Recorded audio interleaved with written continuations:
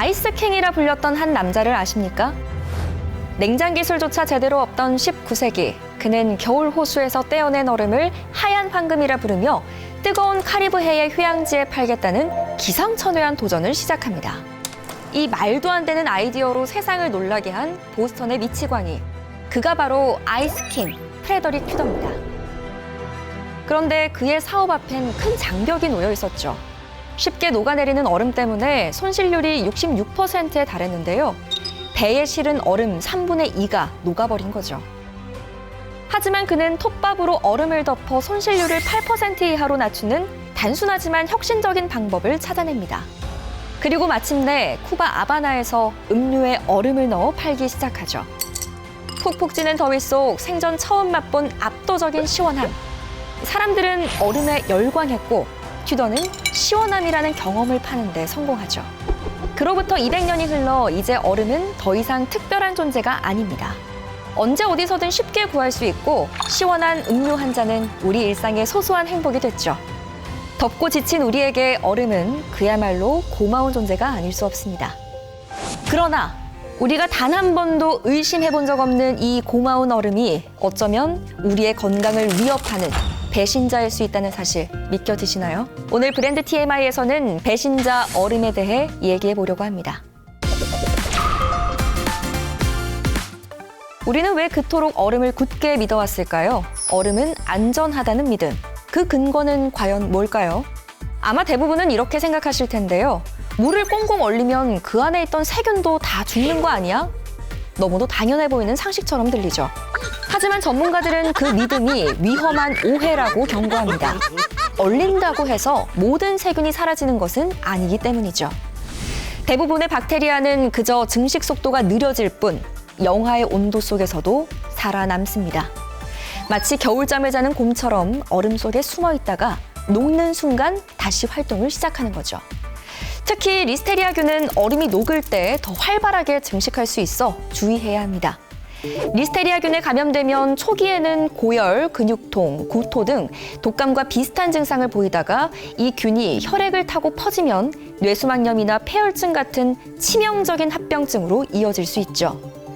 특히 면역력이 약한 65세 이상 어르신이나 임산부에게는 더욱 치명적입니다. 미국 질병통제예방센터의 보고서에 따르면 리스테리아균에 감염된 임산부는 4명 중에 1명꼴로 유산을 하거나 사산 혹은 신생아 사망에까지 이른다고 합니다. 산모는 독감처럼 가볍게 앓고 지나갈 수도 있지만 뱃속의 아기에게는 생사를 가르는 위협이 되는 거죠. 이뿐만이 아닙니다. 겨울철 식중독의 주범 노로바이러스 역시 얼음 속에서 막강한 생존력을 자랑하는데요. 식약처의 발표에 따르면 얼음 속 노로바이러스는 3일이 지나도 99%가 살아남고 무려 17일 뒤에도 45%가 생존하는 것으로 확인됐습니다. 그렇다면 이 끈질긴 세균과 바이러스는 어떻게 그 단단한 얼음의 빈틈을 파고드는 걸까요? 우선 매일 얼음을 얼리는 그곳, 집안 냉장고부터 살펴봐야겠습니다. 전문가들이 지목하는 첫 번째 오염 경로는 냉동실 내부 환경입니다. 생고기나 생선 등에서 나온 입자나 세균이 공기 중에 떠다니다가 덮개 없이 노출된 얼음틀에 흡착되면서 교차 오염될 수 있다는 거죠. 두 번째는 얼음틀의 위생 문제인데요.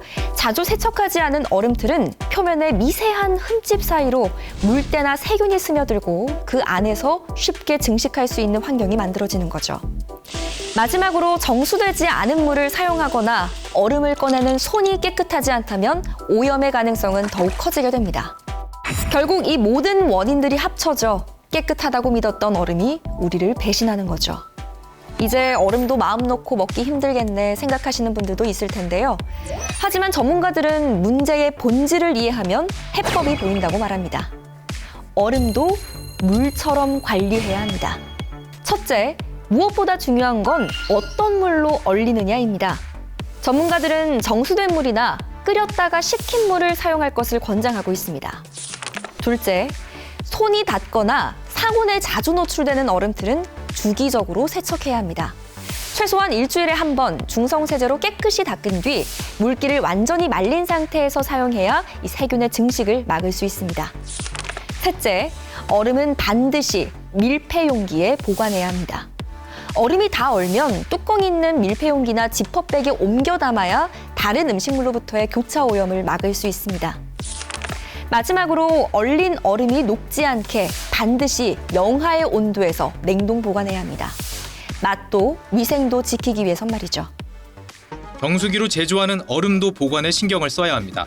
대부분 얼음 정수기는 영하가 아닌 상온의 얼음을 보관해 녹는 만큼 새 얼음을 채우는 방식인데 이때도 세균 번식의 위험이 있어 되도록 빨리 먹는 것이 좋습니다.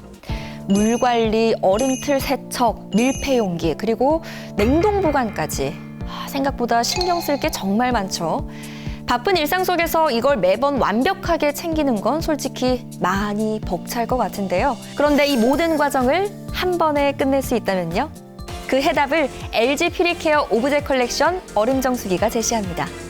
이 정수기는 물부터 다릅니다. 4단계 올퓨리 필터 시스템이 물속 9가지 중금속과 노로바이러스까지 99.99% 걸러내서 오염의 가능성을 원천 차단합니다. 또한 물이 흐르는 직수관부터 출수관까지 전체를 고온 살균하고 외부에 노출된 출수구와 얼음이 나오는 곳은 UV 나노 기술로 1시간마다 자동 살균하죠. 이 깨끗한 물로 얼음을 만드는 과정 역시 아주 특별합니다.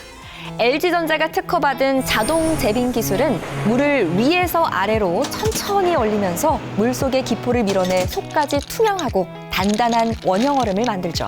이렇게 만들어진 얼음은 표면적이 작아 녹는 속도도 느리다고 합니다. 무엇보다 이 정수기의 핵심은 국내 최초이자 유일하게 탑재된 얼음 냉동 보관 기술인데요. 정수기 내부에서 만들어진 얼음을 일반 냉장 방식이 아닌 영하의 온도로 유지되는 별도의 아이스룸에 보관합니다. 이 기술 덕분에 얼음이 오래도록 단단하고 투명하며 저온성 세균의 증식 가능성도 원천적으로 차단하죠. 이 정도면 LG 퓨리케어가 만든 얼음 정말 안심하고 먹을 수 있겠네요. 이 밖에도 크고 선명한 풀터치 디스플레이, 10도씨, 10ml 단위로 세밀하게 조절 가능하고 자주 사용하는 용량과 온도를 미리 설정할 수 있는 맞춤 출수 기능, 어떤 인테리어에도 자연스럽게 어울리는 오브제 컬렉션 디자인 등 이 정수기가 가진 장점은 너무너무 많습니다. 200년 전 얼음을 세상에 알리기 위해 자신의 모든 것을 걸었던 아이스킹.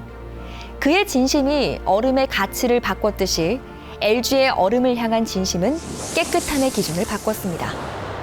그 새로운 기준이 지켜진다면 이제 더 이상 얼음의 배신을 걱정할 필요는 없겠네요. 오늘의 브랜드 한 줄 요약입니다. LG 퓨리케어 오브제 컬렉션 얼음 정수기 21세기 아이스킹으로 등극하다. 여러분의 일상이 더 시원하고 더 건강해지기를 바라면서 저는 여기서 인사드리겠습니다. 지금까지 브랜드 TMI였습니다.